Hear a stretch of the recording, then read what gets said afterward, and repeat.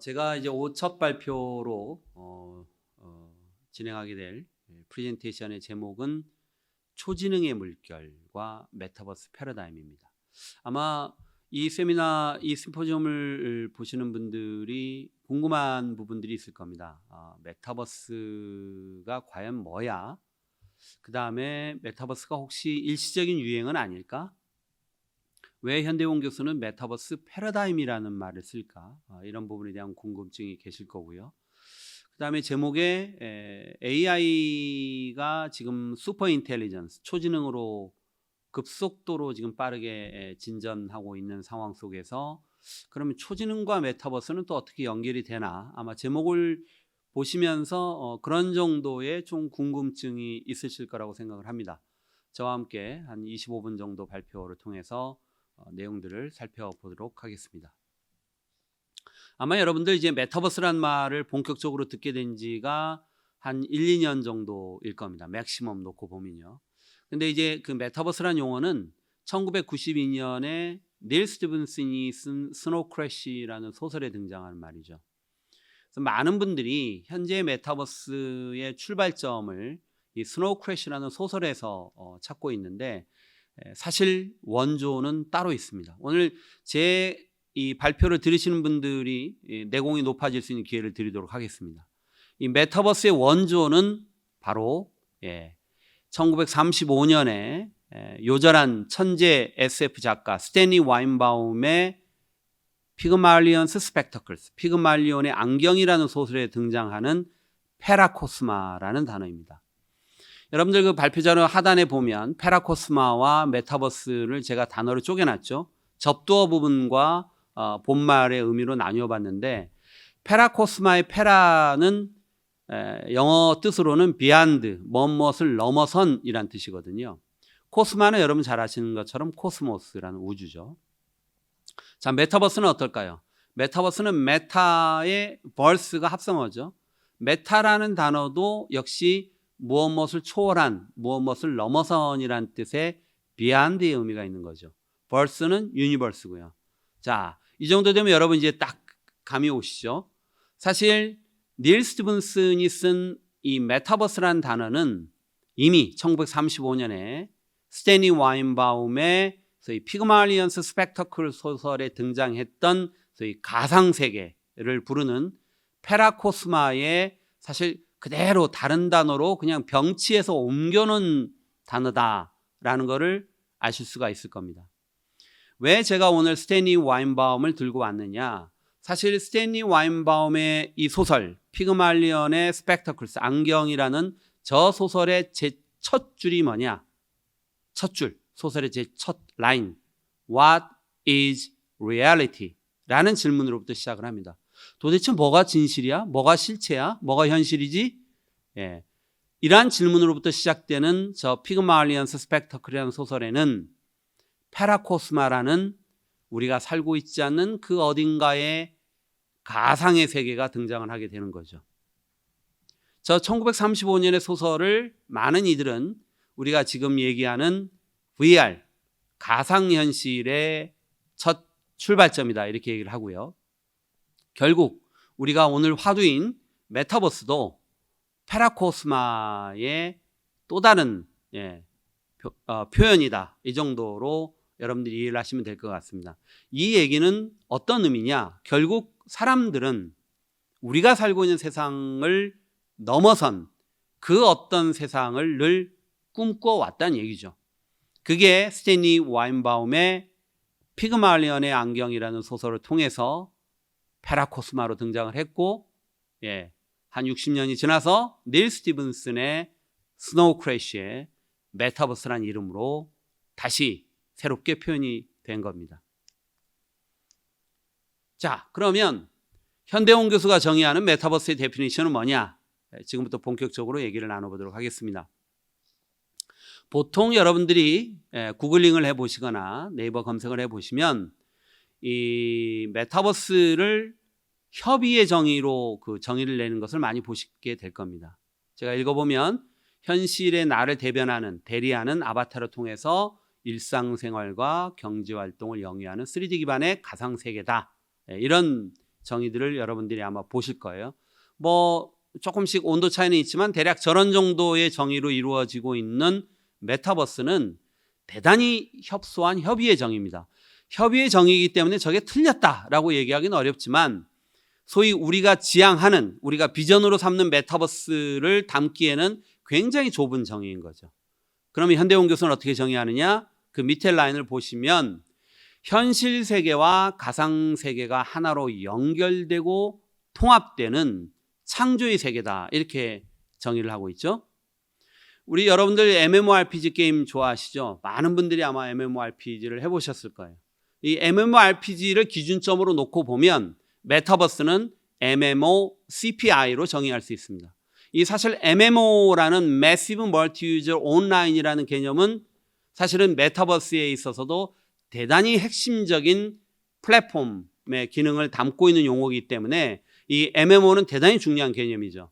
그런데 MMORPG에서 메타버스로 진화한다는 것은 뭐냐면 MMORPG가 MMOCPI가 된다는 얘기고, 이때 CPI라는 것은 Cyber Physical Integration을 얘기합니다. 즉 사이버 세상과 피지컬한 이 물리적인 현실 공간, 현실 세계가 통합되는 그런 새로운 세상을 우리는 메타버스로 정의할 수 있다. 그래서 학문적으로 보면 MMORPG에서 MMOCPI로 진화하는 개념으로 우리는 MMORPG를 정의하는 게 조금 더 타당하지 않나 이런 생각을 합니다. 지금까지 우리가 버추얼 리얼리티를 정의할 때 보통 AIP 큐브를 많이 쓰죠. AIP 큐브의 세 축이 어토노미, 자율성, 인터랙션, 상호작용, 그 다음에 우리 오전 세션에도 소셜 프레젠스 얘기했죠. 이 프레젠스의 개념이에요. 근데 여기서 지금 자율성, 상호작용, 실제감을 통해서 지금까지 VR이라는 가상세계를 구축해 왔다면 저기에 빠져있는 핵심적인 개념들이 소위 버추얼 리얼리티에서 메타버스로 완전히 한 차원 업그레이드된 새로운 세상을 만들어낸다는 것을 우리는 정의를 통해서 좀 살펴볼 필요가 있습니다. 자, XR과 메타버스가 어떻게 다르냐라는 질문이거든요. 현실적으로 아마 여러분들 많이 궁금해 하실 수 있는 질문일 거예요. 아니 그러면 뭐 우리가 XR 게임도 하고 소위 HMD를 쓰고 가상세계에서 지금까지 게임도 하고 교육도 하는데 그럼 메타버스는 같은 개념이냐, 이렇게 궁금해 하실 분도 계실 텐데 공통적인 부분도 있지만 기본적으로 XR과 메타버스는 근본적으로 상당히 많은 차이점을 가지고 있습니다. 그 밑에 제가 몇 가지의 특징들로 좀 정의를 해봤어요. XR은 일단 기본적인 개념이 플레잉이죠. 플레잉. 그렇지만 메타버스는 크리에이팅이라는 창조의 개념이 들어갈 거고요. XR이라는 것은 현실 세계와 가상 세계가 separated 돼 있어요. 분리돼 있죠. 그렇지만 메타버스에서는 이게 integrated 돼 있고요. 통합돼 있고요.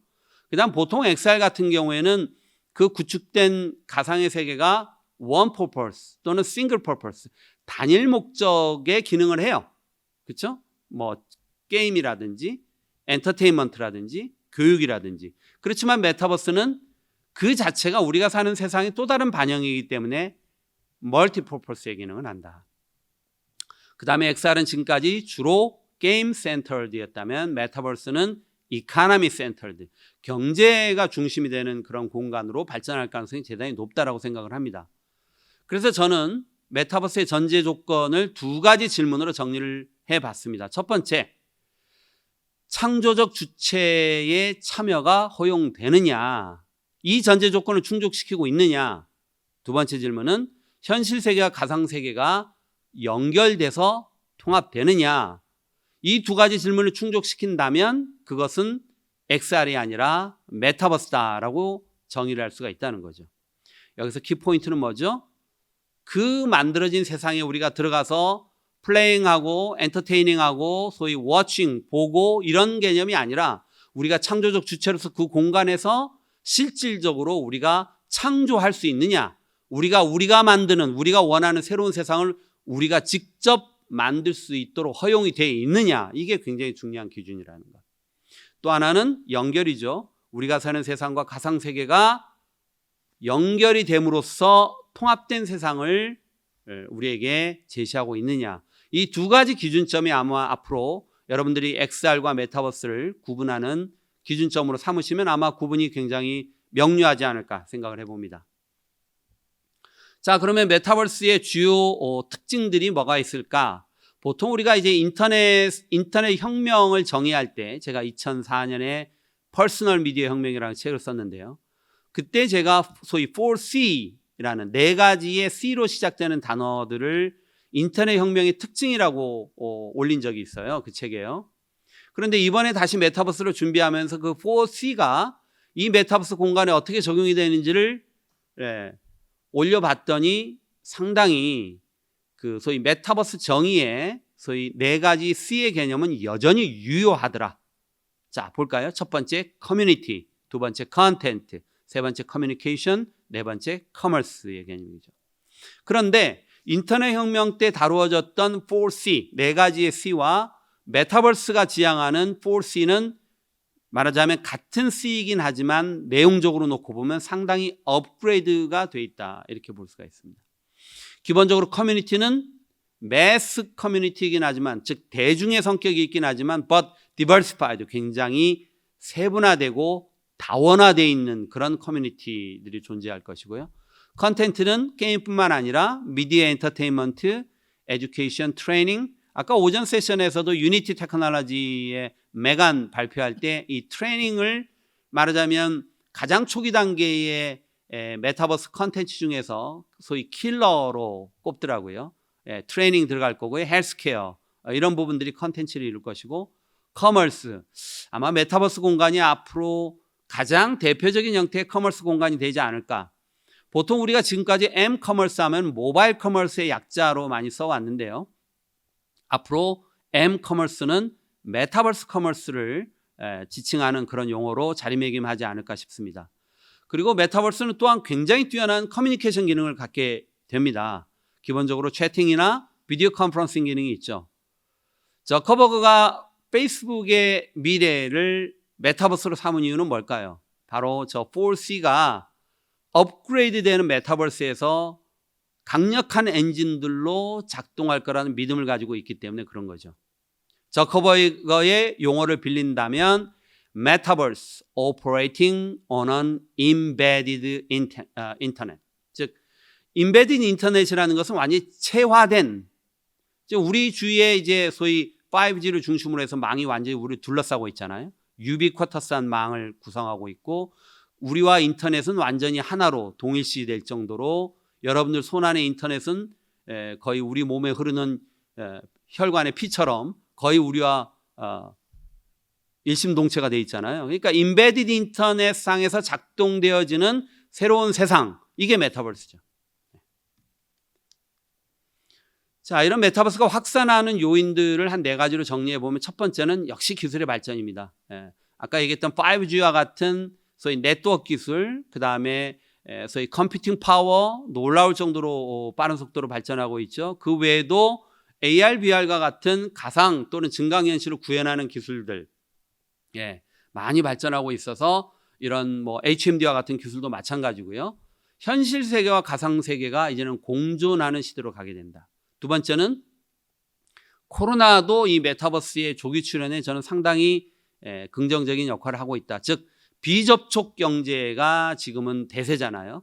그러니까 이제 이 터치리스, 우리는 비대면이라는 표현을 쓰지만 글로벌한 환경에서는 비대면이라는 표현은 거의 쓰지 않고 오히려 비접촉이라는 용어를 거의 그 대명사처럼 쓰죠. 그래서 경제도 비접촉 경제라는 표현을 쓰는데, 결국 이런 그 코로나로 인한 비접촉 연결의 확산이 결국 우리의 삶과 경제 활동을 바꿔놓고 있다라는 거고요. 그 다음 무엇보다도 놀이와 경험을 중시하는 MZ세대의 영향력이 확대돼 가고 있어요. MZ세대가 들어오니까 그 주변에 있는 소위 스필오버가 벌어지면서 어떻게 될까요? 그 형, 누나 같이 들어오게 되죠. 자, MZ세대 들어가고 형, 누나 들어가니까 이제 엄마, 아빠도 따라 들어가게 되는 거죠. 그러니까 MZ세대가 강력한 영향력을 발휘하면서 오히려 변화를 추동하는 힘으로 작동하고 있다는 것이고요. 마지막으로는 컨텐츠의 생산과 소비 문화의 변화, 즉 이전에는 컨텐츠라는 것은 소비하는 거였잖아요. 굉장히 전문적인 역량을 가진 사람들이 엄청난 자본의 힘으로 만들어낸 것을 우리는 그저 보기만 할 뿐이었는데, 사실 인터넷 혁명을 거치면서 많은 사람들이 컨텐츠 생산의 주체로 전면에 나서기를 원하고 요즘은 유튜버 되는 게 자기의 꿈이라는 친구들도 나올 정도가 됐지 않습니까? 그래서 컨텐츠 생산이 굉장히 용이해지고 그걸 통해서 자기를 표출하려는 욕구들이 현실화되는 이런 문화가 메타버스의 확산에 도움이 되고 있다. 이렇게 보면 될 것 같습니다. 결국 이 소위 XR Extended Reality의 이 컨티뉴움을 보면 사실은 이 리얼 인바이러먼트에서 오그멘티드 리얼리티 또는 오그멘티드 버추얼리티 또는 버추얼 인바이러먼트로 이루어지는 이 스펙트럼의 고른 발전들이 결국 향후 메타버스의 출현에 직접적인 탄탄한 기초가 되고 있다. 이렇게 정리를 해볼 수가 있을 것 같고요. 네, 넘어가겠습니다. 요즘 보면 이제 메타버스에 이런저런 그 아웃풋들이 등장을 합니다. 뭐 로블록스, 제페토 이런 소위 플랫폼을 지향하는 쪽들도 나오고요. 오른쪽 보면 프린스턴 대학이나 칭화대처럼 독자적으로 구축을 하지만 프린스턴 대학은 로블록스에 런칭을 했고요. 칭화대는 아예 메타버스를 독자적으로 구축을 한 케이스죠. 뭐 다양한 형태의 지금 시도들이 이루어지고 있는, 어떻게 보면 2021년은 메타버스의 원년이다. 뭐 이렇게, 물론 작년부터도 움직임은 있었지만 거시적인 흐름으로 보면 뭔가 굵직한 움직임이 말하자면 나타난 그런 해로 2021년은 기록되지 않을까 싶습니다. 대학도 엄청난 지금 변화를 기획하고 있습니다. 저희 서강대학교도 이 그랜드 디지털 트랜스포메이션을 기획하고 있고 2025년까지 서강대학교가 소위 메타버스 유니버시티, 즉 메타버시티로 전환하는 그랜드 플랜을 지금 강력하게 추진하고 있다는 말씀도 함께 드리겠습니다. 자, 한 축에서는 이렇게 메타버스가 화두인데 다른 축에서는 더 근본적인 그리고 대단히 파괴적인 혁신에 강력한 축이 또 작동하고 있죠. 바로 초지능의 물결이 밀려오고 있는 겁니다. 이러한 초지능의 물결의 혁명은 본질적으로 인간의 노동과 지능에 대한 도전이고요. 오랜 기간 동안 인간과 공존을 해왔던 기계가 이제 스스로 존재하고 판단하는 시대로 진화하고 있습니다. 그래서 몇몇 사람들은 결국 이 인공지능이 우리에게 위협이 되는 그런 위험한 전환도 도래할 수 있지 않느냐라고 염려하고 있는 상황이기도 하지요.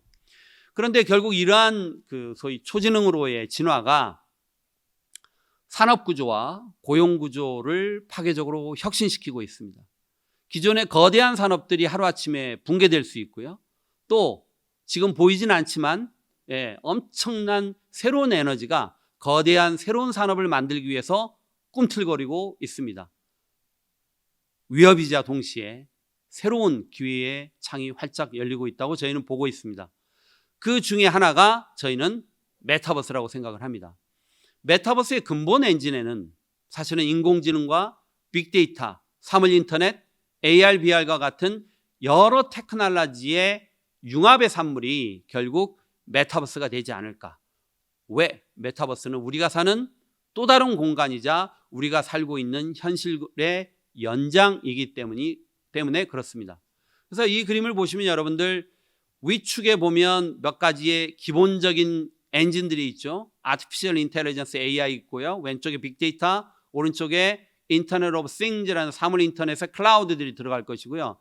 그 밑에 보면 AR, VR, 로보틱스, 프리시전 메디슨, 정밀 의료인데 이 소위 헬스케어 분야가 메타버스에서도 저는 굉장한 성장축이 될 거라고 확신합니다.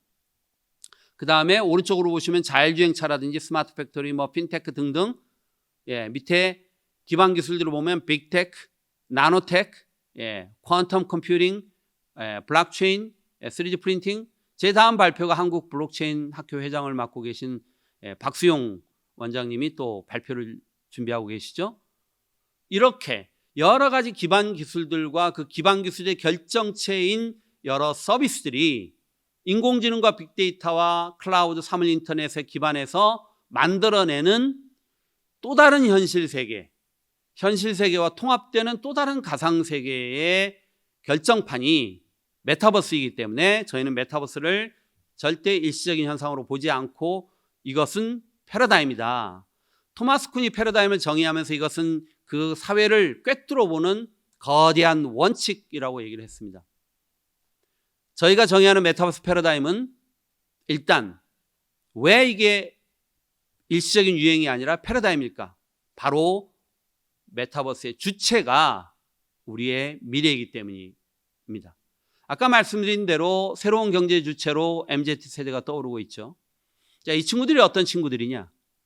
메타버스를 포함해서 새로운 기술에 대해서 또는 새로운 미디어의 진화에 대해서 굉장히 적응력이 높습니다. 이용 능력 대단하죠. 뿐만 아니라 가상재화, 크립토커런시, 암호화폐 등등 이용도 아주 활발합니다. 그걸 통해서 물건을 사고 서비스를 이용하는 데 주저함이 없어요. 소비 성향도 대단히 적극적이고요. 예. 그 다음에 코로나로 인해서 소위 버추얼 리얼리티 내에서 벌어지고 있는 다양한 활동들, 엔터테인먼트, 교육 이런 데도 이미 익숙해져 있어요. 그런데 그 밑에 보시면 18세에서 81세까지의 특성이라고 얘기를 했잖아요. 저게 소위 게임의 특성입니다. 즉 18세에서 시작한 사람은 81세까지 그거를 계속 한다는 거예요. 저는 메타버스가 18세에서 81세까지의 특성을 그대로 반영한다. 즉 지금의 MZ세대가 메타버스의 주역으로 계속 나이가 들어가면서 이 새로운 세상의 중심으로 계속 발전해 나갈 거라고 생각을 합니다. 당연히 그 MZ세대를 중심으로 스피로버, 그 주변 세대로 빠른 속도로의 확장이 이루어지지 않을까 생각을 합니다.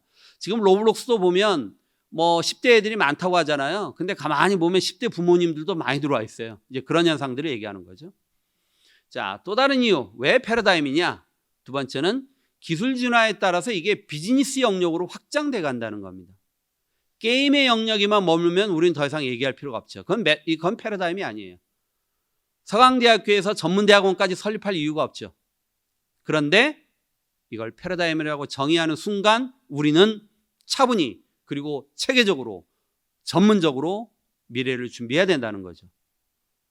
자, 기술 진화에 따라서 플랫폼 자유도가 늘어나요.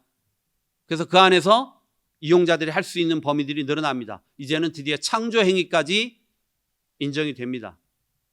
그러면 결국 다양한 형태의 비즈니스 모델들이 거기서 확장적으로 늘어나겠죠. 보고 노는 행위에서 창조하고 거래하는 행위로 확장되게 된다는 것이고요.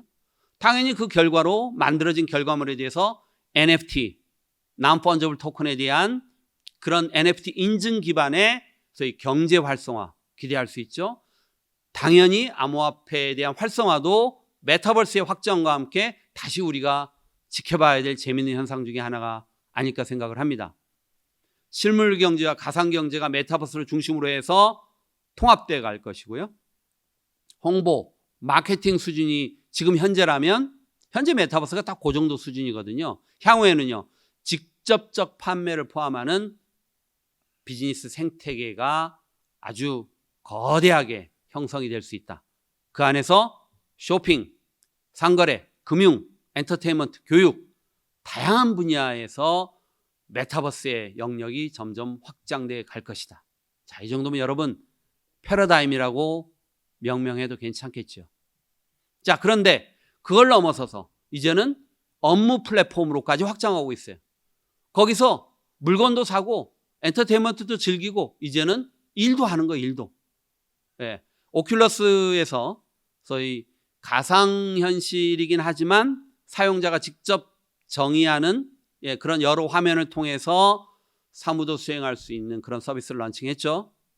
게더라는 서비스 여러분 잘 아시죠?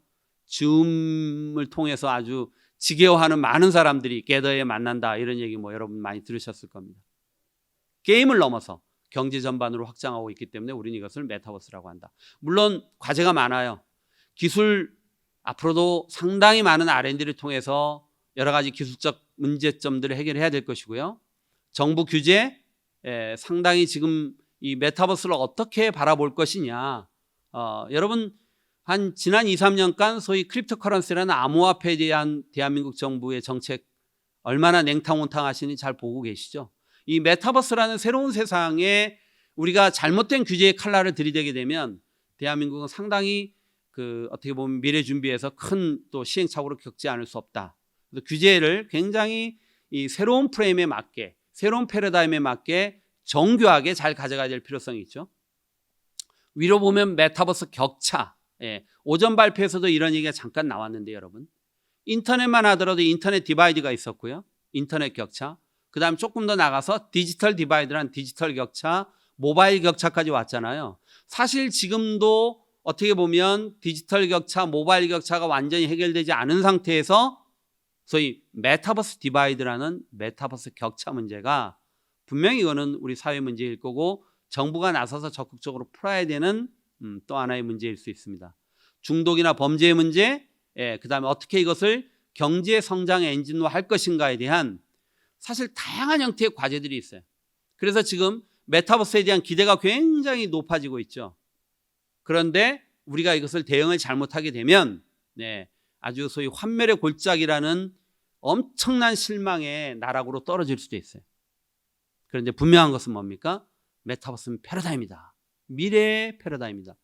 우리가 그 비전을 확실히 주고 있다면 설령 현실적인 여러 가지 이유로 암초에 걸리기도 하고 또 실망을 겪고 일정한 시간을 우리가 인내해야 될 수도 있지만 분명하게 메타버스는 미래의 우리 대한민국 그리고 우리 글로벌 우리 네티즌들을 위한 아주 매력적인 그리고 말하자면 가장 다이나믹한 공간이 될 거라고 저희는 확신을 합니다.